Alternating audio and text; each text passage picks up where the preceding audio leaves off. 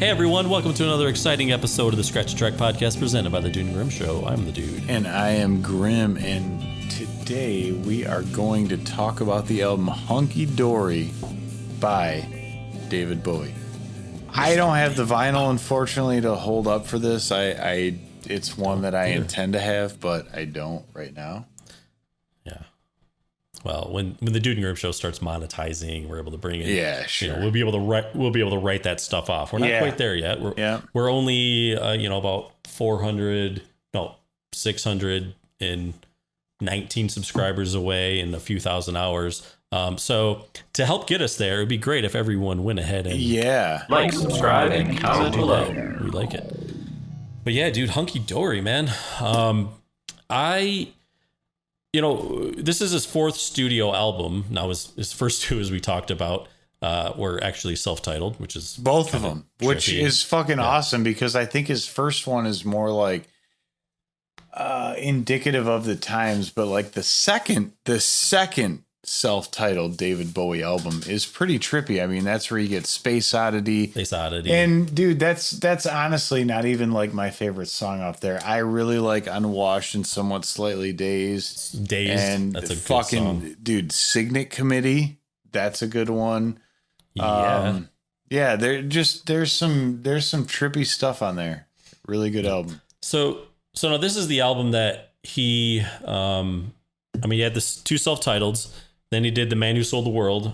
Then we have Hunky Dory. And then he does Ziggy Stardust. So you can see sort of this already within the first, handful of albums. And I feel like back then bands could, especially maybe someone like him, in a short period of time, they could really spit out some songs. And they could do some stuff. I mean, he was just such a creative person that I think I read when he was recording or doing demos and recording, he had like 36 songs. Yeah. While he was writing I read for this. at some session for this album, I think he even did a version of It Ain't Easy, he said, or it said. Probably. Yeah. Yeah, and that's off Ziggy Stardust, one of my favorite songs off Ziggy Stardust. Well, the thing is what happened was when he recorded those like around 36 or so demos, a lot of the songs went on this album and Ziggy Stardust. Oh, so they were. Oh, interesting. Okay, yeah. Because and basically that makes sense. Yeah, I'm kind of almost surprised when you say that Life on Mars didn't go on Ziggy Stardust, because it kind of just goes with like the space themes so well. It does, but I'm trying to think, Matt. Yeah, I don't know if I put it on there. I don't know. Well, I'd probably still really like it because it's an amazing song. But what happened was he got off tour from the Man Who Sold the World kind of tour, and I think his backing band left him. They had like conflicts with him, and he went in, and when he took a break, and then we went in to start kind of writing and recording and doing demos. Instead of doing all that stuff on guitar, he went in and did it on piano. Yeah. And that's such an interesting way to do that. But it's also at the same time, you're like, well, that's kind of very David Bowie. He's one person who's never been afraid to try new things or reinvent himself or go about it a different way. So when I read that, I wasn't overly surprised, although... Well, yeah, and it's just kind of like a step in the progression, and it in a way you could argue that it was more, I don't know, maybe like it sounded more timely, I guess, so to speak, with like what you know what I mean. Totally. No, but yeah, I don't know. I thought that was really cool. I'm trying to think, what was it? So it says, this album, when it was released, it didn't do well at all. And RCA also did very little to promote it. Changes was the first single, because they were kind of leery that he was transforming his image, which if anybody knows anything about David Bowie, I don't know how many times did he do that throughout his career. I mean, he transformed every couple of years. And so RCA, the record company, they were just like, we're not going to put too much money into this because we don't think it's going to do well. So obviously, if you don't do that, it's not going to do well. Yeah. The album, dude, it failed to chart. But then when Ziggy Hunky Dory failed to chart. Listen to this. Ziggy Stardust comes out, and that becomes a huge hit. But what happened is people went back to Hunky Dory, and it made it charted all the way at number 3 in the UK, and it ended up actually charting 2 places higher than Ziggy Stardust ever did. Wow. That's really interesting. Yeah, I did not know that. That's really interesting. And I get it. Well, I don't know if I mean, like, for me, if I'm ranking the albums, like, this one is not as high as Ziggy Stardust. I mean, it's one of my favorite albums of his, but at the same time, I mean, dude, it's Ziggy Stardust. Dude. And for those of you who haven't listened to our episode, because this was actually it was one of the first ones we did on Scratch a Track. Oh, before video. I mean, that's a long time ago. Yeah. A real long time ago, like more than a year. So you might want to check that out. Give it a listen, because we are, you can listen to it on YouTube, but you can also listen on Spotify, Apple, Amazon, any one of your favorite podcast providers. So there's a couple things that I want to discuss before we get into the tracks or anything regarding the recording of this album. Number one, Mick Ronson on the album. I think Mick Ronson was on most of his records, or at least his early stuff. Phenomenal guitarist, and I think just adds such a sound, like especially in Queen Bitch or something, right? I mean, oh my God. Yeah. But I was surprised to read that Rick Wakeman played piano on this, and most people would know Rick Wakeman from Yes. Yes. Phenomenal keyboardist and piano player, but in listening to some of the piano parts on here, I get it, because they're just expertly executed. I mean, really, really good. Right. But one thing that I think is interesting is the piano that they used on this album. You did your homework, yeah. I did. And it was a piano that had been used on maybe some other famous records you might know. And it's an 1898 piano. It's old. And it was used by McCartney on Hey Jude. Apparently Queen played it on Bohemian Rhapsody. I don't know. If you just left it off at those 2 songs, which I will, that would be a pretty amazing lineup right there, along with the whole album Hunky Dory. Hunky Dory, yeah. I was unbelievable. Now, here's the thing. When I first read that, I was like, well, wait a minute. Is it the actual same piano, or is it like this same model? But I think it's it is probably piano. The piano, because the studio that, I think they said they recorded at Trident Studios, which that is like a famous big deal fucking studio. So odds are they just have this piano, and it's incredible. Yep. Who wants Trident? I do. So 100%, man. Yeah. Well, here's the thing with Wakeman. After they were done recording this album, Bowie asked him if he wanted to join the band, and he declined, and instead he joined Yes. He was like, David, I appreciate the offer. I'm good. I'm going to go this way. I get it, though, because for a guy of his skill level, Yes is something where he can really kind of explore that a lot more than he ever could have with Bowie's music. No disrespect intended. They're just different sport. For sure.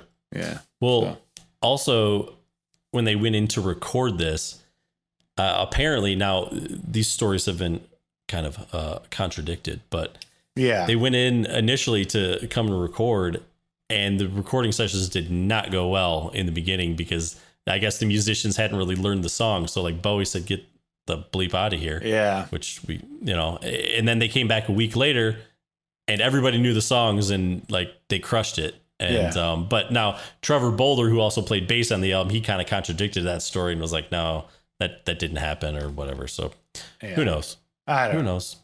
But can't ask David. Yeah, it's unfortunately too late for that now. But I guess with that being said, should we go into the songs? I think we should go into the songs. Now this is a single LP, 2 sides, which we like here, which is pretty great. So we start off side 1, track 1, Changes. Dude, I mean, one of the most iconic Bowie songs ever. Like, it's funny, his album, I guess, I'm not thinking of The Man Who Sold the World. I don't know what was the first track on that one. But dude, like, the first track on 1969's David Bowie self-titled album was Space Oddity. Mm-hmm.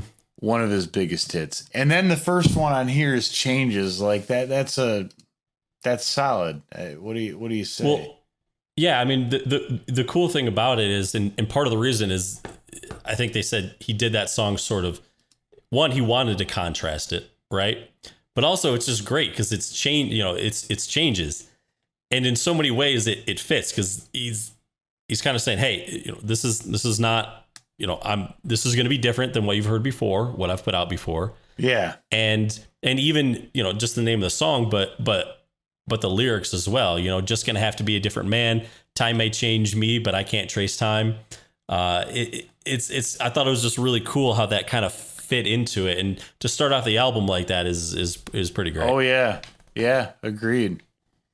One thing I just kind of noticed, and I guess maybe this sums up Bowie, you could say there's certain concept albums, maybe with Space Oddity, although, well, whatever, his second self-titled album, and then Ziggy Stardust.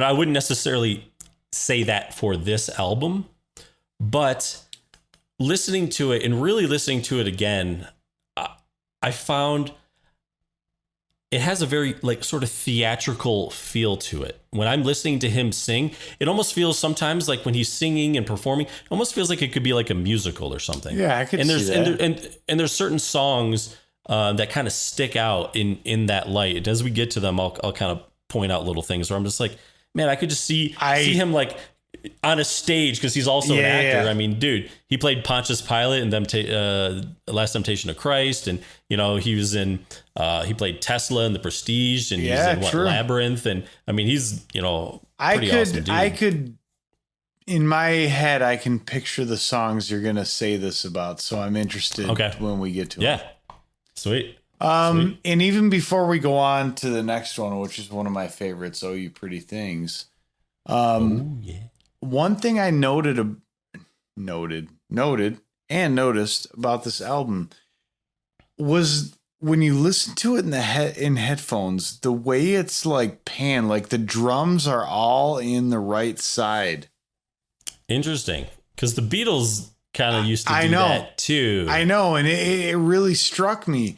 Because if you listen to it in speakers, I just don't really notice it so much. But in headphones, not as much. Headphones, you really don't. Yeah.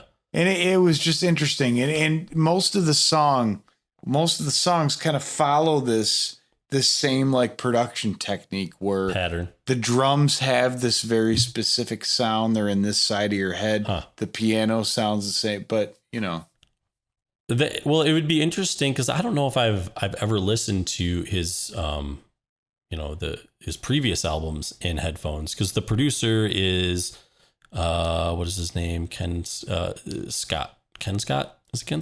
Mm-hmm. Ken Scott. So he was an engineer on his previous 2 albums. So Space Oddity, David Bowie, and then Man Who Sold the World. It'd be interesting to listen back to those and see if those similar techniques were used there and then used here as well. I know, and I really want to now, but anyways. But yeah. Number 2. Exclamation point. You Pretty Things.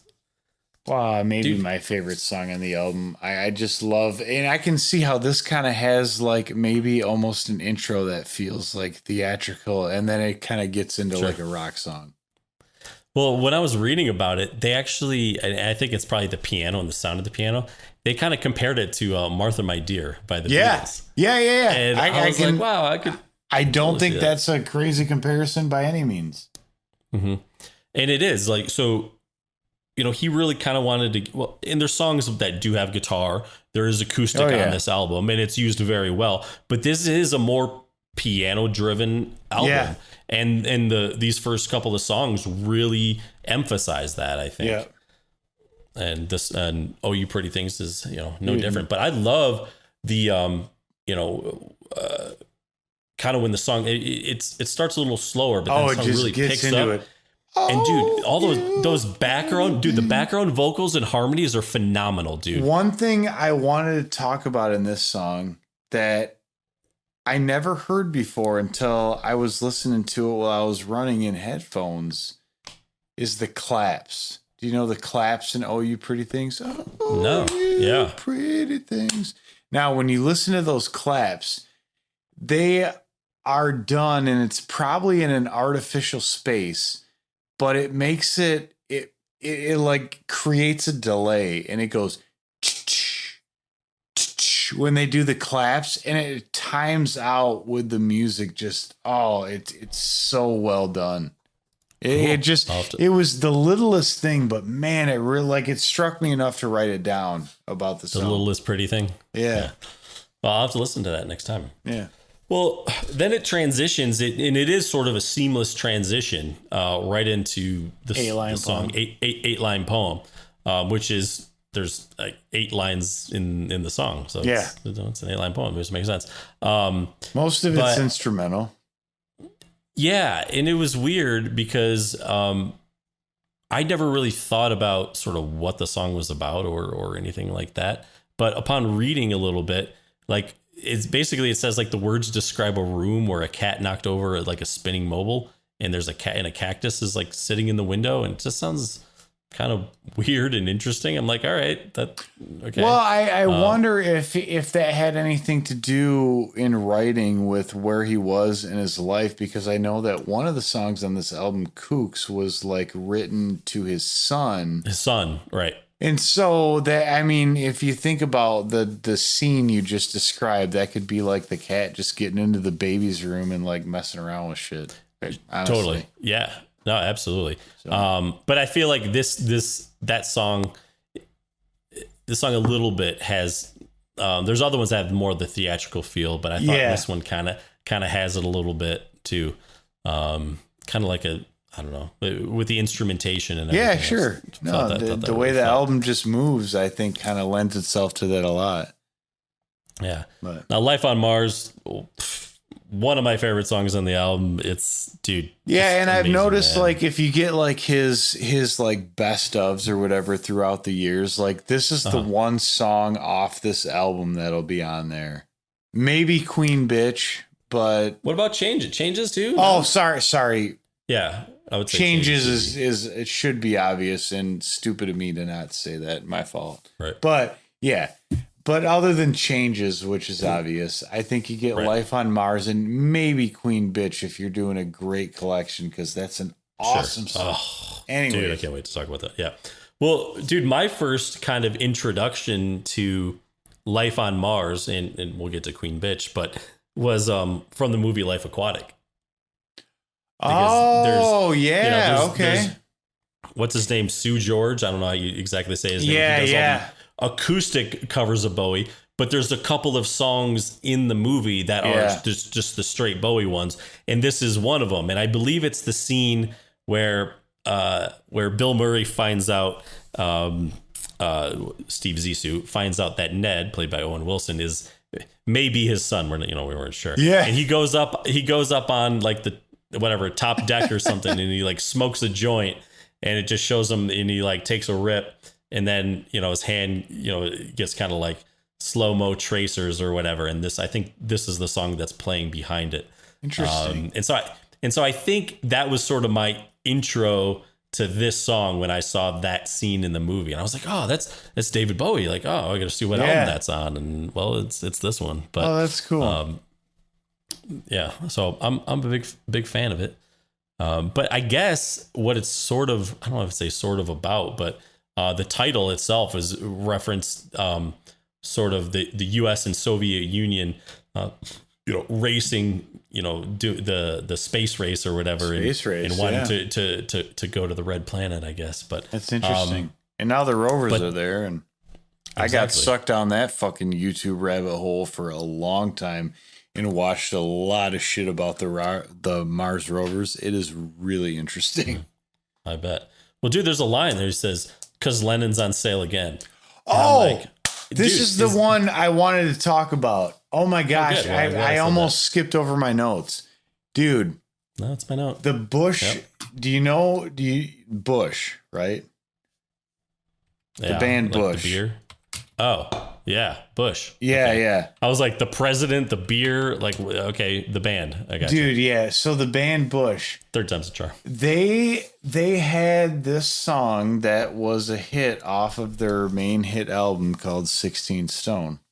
And that song is called Everything Zen. It's the first song off the album. You'd probably know it. But one thing I noticed, and I never noticed it before, but when I listened to Hunky Dory and Life on Mars specifically, he kind of borrows a lot of lyrics from Anything Zen from Life on Mars. He says Mickey Mouse has grown up a cow.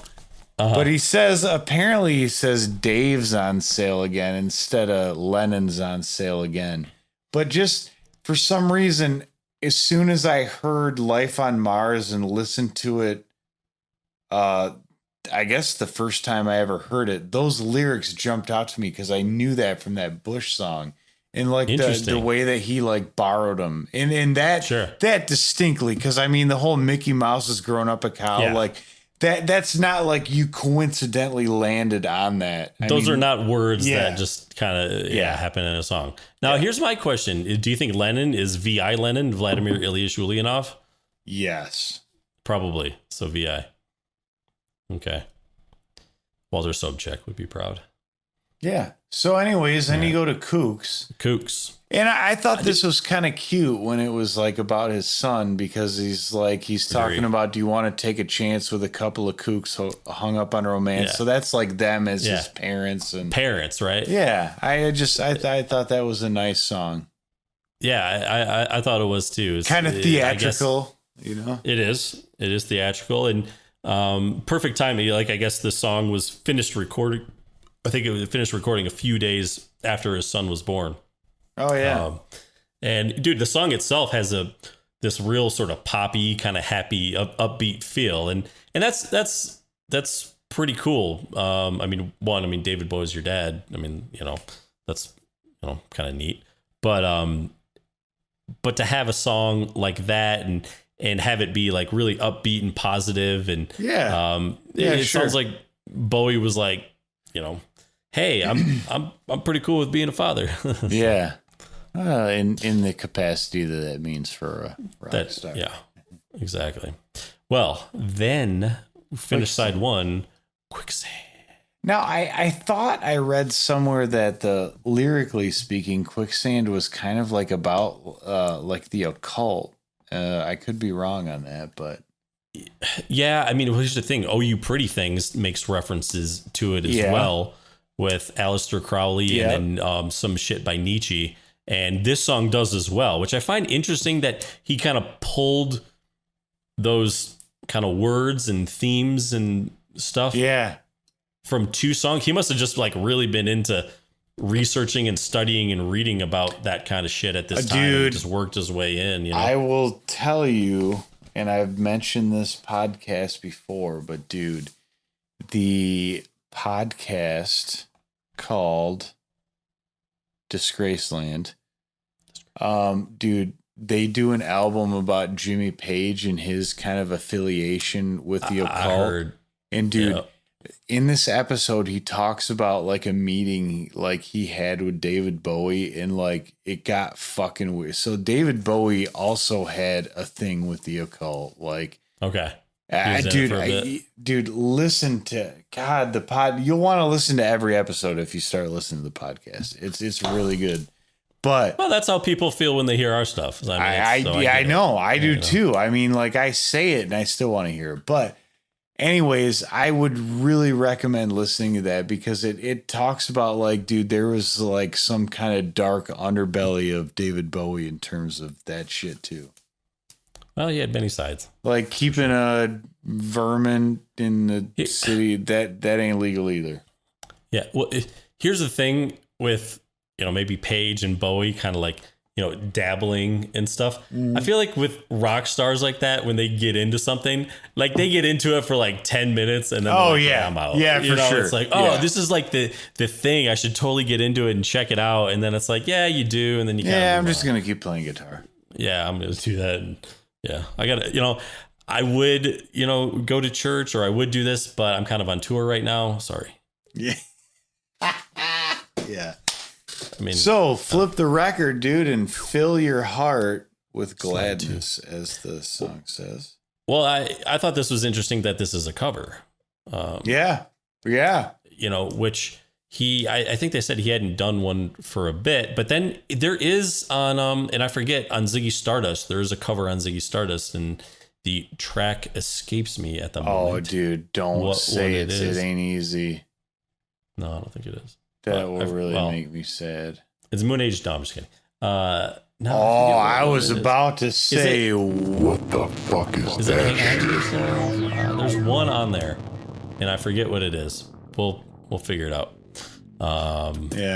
Actually, we're not going to look it up now. Yeah. Watch our episode on it or listen to it because we tell it in there. Even though we don't remember it now, I know we talk about it. But dude, I think it's a upbeat song or whatever. Good way to start the side. But dude, Rick Wakeman's piano runs when they're going like just running down the scale on the piano. Oh man, is that some phenomenal piano work, dude? Yeah. Ooh. Again, this has the musical feel, and I think it's probably the piano that really does it. But dude, Bowie plays saxophone on this album. He does on Ziggy Stardust as well, and so I believe whenever you hear a sax on this album, I believe it's him playing it. I don't think anyone else is credited with the saxophone. He plays alto and tenor sax. Yeah. Nobody else is credited with it. So yeah, I mean, pretty talented guy there.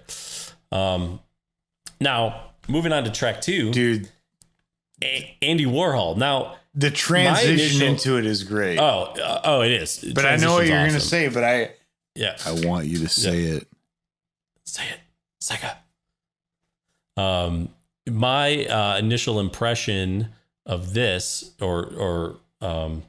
initial listen. Well, was Stone Temple Pilots covering this song, which I believe they did in their Unplugged show, but they had done, I think, a version of it maybe.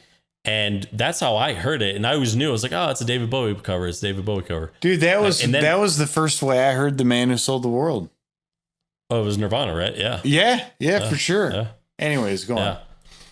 But yeah, I thought it was cool. And so I had always heard their version of it. And then I listened to this one, and they're very, they stuck to it pretty well. Because Bowie's is it's very acoustic, even though this album is a little more maybe piano driven in songs. It's not 100% piano. There is acoustic. There's electric and everything. No, it's there's pretty much driven by. Yeah, and dude, I love it. But the funny thing was though is Bowie. Did you read this? Bowie played the song for Andy Warhol, and Andy Warhol hated it, and he left the room. Wow, dude. I don't get it. I really like this song. Like, it is, spoiler alert, not my fucking scratch. Yeah. I think Andy was like, I just got to go into the other room and draw a painting of a banana Campbell's or a soup Campbell's can soup that's label. fucking orange. Yeah. Maybe that. What a dickhead. Andy. Yeah. Anyways, Andy. Well, all right. But I always liked the song. I thought it was great. And it's cool, like the whole intro part, right, where they're kind of in the studio, and he has a back and forth with Ken Scott about how to say Warhol's name. And that part's fine. It's kind of cool. And it's got this weird delay that like jumps right into the right before it starts, or the left. I don't know, one of the sides. Well, it depends what way your headphones are on. Yeah. Sure. So, song number 3, a song for Bob Dylan, aka Robert Zimmerman. Yeah, this is an interesting one. Like, it almost would lead one to believe that he had like a negative experience with Bob Dylan or something, because just his not the first line, but where he said, with a voice like sand and glue. Like, it's not exactly complimentary from the get-go, right? Yeah, but I see that, but also, dude, if you're Bob Dylan, you kind of know that you don't have an olive oil voice, right? Like, it's not true, silky smooth, but I can see, I see what you're saying. The thing is I don't know if I've never heard stories about Bowie and Dylan ever like hanging out. You hear stories about certain musicians getting together and doing things and whatnot. I never heard a story about them getting together and just whether they worked on a song together or anything, just about, them being together. Like, you kind of like, Dylan and George Harrison and whatnot. I just never heard that. So, it does say, though, when you read about this specific song, that like the lyrics tend to present Dylan as like almost like a folk hero that is a folk hero no more, and kind of needs to go back to. Well, because it was, this is, what year did this album come out? 71. Yeah. And so, Dylan had gone electric a while back, but what I read and kind of took from it is, here's the thing. Bob Dylan was Robert Zimmerman. David Bowie was David Jones. Yeah, right? Sure. And so I think a lot of it, and we've known this about David Bowie, really struggling with his identity and his self at times throughout his career, especially after Ziggy Stardust, during and after Ziggy Stardust. Yeah, okay. So I think he might be kind of talking a little bit about that here, him struggling with his identity, and Bob Dylan kind of changed his name. He changed his name. Yeah, sure. And I get that. Just kind of trying to find your path. But one thing that I found interesting, the electric guitar sound in this song really reminds me of Tuesday's Gone by Leonard Skinner. Oh, that's funny. Like, if you listen to both those songs kind of next to each other, I understand. I understand why you're saying that. It has that Skinner sort of sound. Oh my gosh, that's funny. It does. I think before Skinner was a thing, but probably. Let's look at when Tuesday's Gone came out. But anyways, yeah. Continue.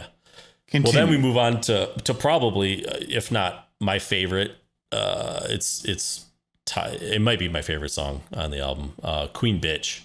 Dude. Yeah. It's hard to even talk about it because it's just like, dude, you just listen to it and you're just like, that is just a good fucking song. Tuesday's Gone came out in 73, by the way. But yeah. Okay. All right. So you guys, but I guess this song apparently was inspired by the Velvet Underground and mostly Lou Reed. Yeah, which I think is sweet. And it makes me like that song even more. Mm-hmm. Well, and again, the first time I had really heard this song was on A Life Aquatic. It's the end credit, I think, song, if I'm correct. Yeah, I believe I am. But dude, it's just that guitar riff, man. It's so nasty. It is. Dude. It's really good. Mick Ronson at his finest, man. Dude, he's crushing it, man. Yeah, and it's really upbeat. I dig it. Then we go to the last song. What is it? How do you say it? The Bewlay? The Bewlay Brothers? Sorry, my auto spell. I misspelled it. The Bewlay Brothers. But yeah. Yeah, I like this song. It's kind of a weird, dark and trippy way to end the album, and for some reason I like that the lines like we were so far gone and then we were so turned on. Isn't that in this one?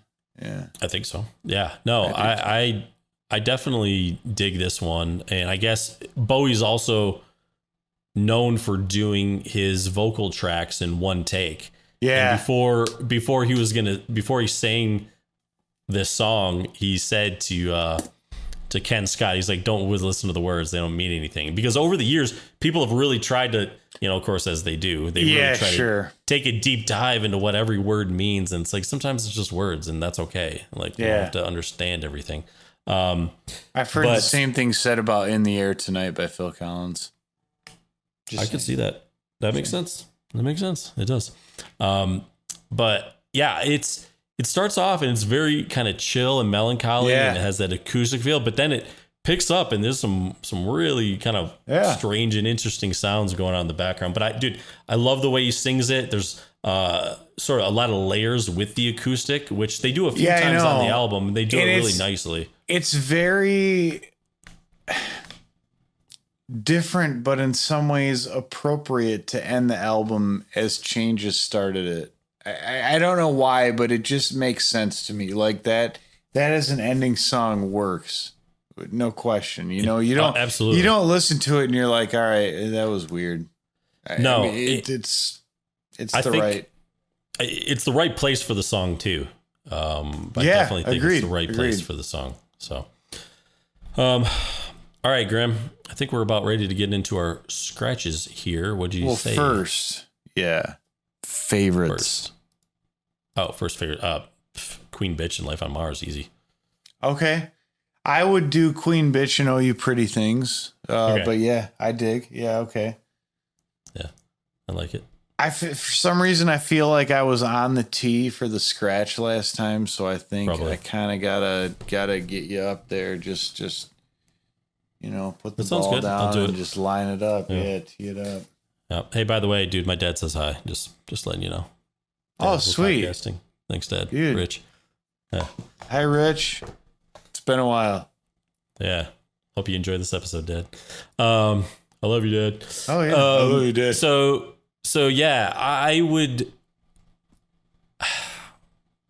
It'll be interesting if we go into overtime on this one because I have backups and I could easily go between these two. I understand. I'm gonna go. To me, the simple cut for me is 8-line poem. Just I don't need it. And I could definitely go from Oh You Pretty Things right into Life on Mars, no problem. Even though there is that seamless transition from Oh You Pretty Things right into 8-line poem, I could.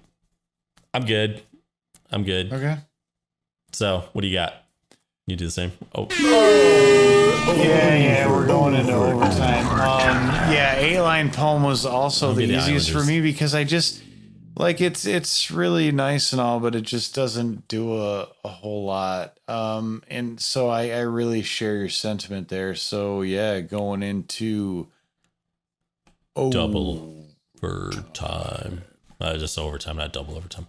All right, so do I go again? Yeah. What's your secondary scratch?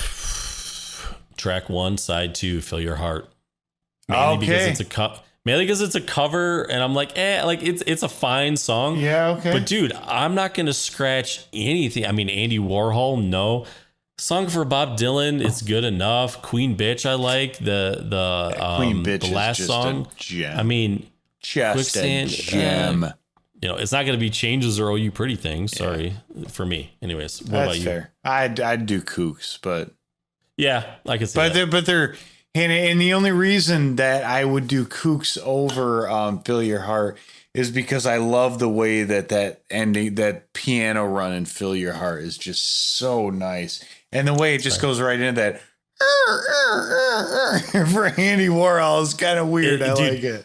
It is. That's a really weird transition, but it's whatever. It works, man. It's kind of cool. So I like it. Yeah. All right. Well, for all you Bowie fans out there, I hope you enjoyed this episode. Why don't you let us know your scratch below and let us know also if we were going to do another Bowie album, what one do we do after this? Dude, that is a very fair comment because you got the Berlin trilogy to kind of think about. But then, dude, do you go Diamond Dogs? Yep. Or, I mean, a lot of people would want his second self-titled David Bowie with Space Oddity. But dude, Diamond Dogs is good too. Fuck. Some good stuff out there, guys. Good stuff out there. Mm-hmm. Yep. Well, let us know.